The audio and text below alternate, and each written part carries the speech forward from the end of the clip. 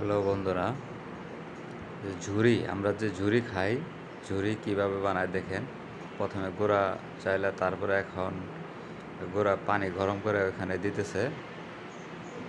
এটা অনেক সময় গুঁড়া দিবে, তো গুঁড়াগুলো মিক্স করতেছে পানির সাথে।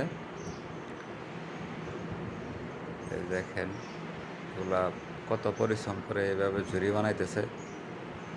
যে ঝুরি আমরা বাজার থেকে কিনে খাই, এই যে দেখেন কীরকমভাবে লাঠি দিয়ে ঘুরতেছে। এখন গোটা প্রায় শেষের দিকে। এগুলা তো জরিগুলা এই দিয়ে মেশিন দিয়ে চিকন চিকন করে বানায়, এখন ওই যে শুকাইতেছে রোদ্রে। রোদ্রে শুকানি শেষ হইলে তারপরে বালুর ভিতরে ভাজবে।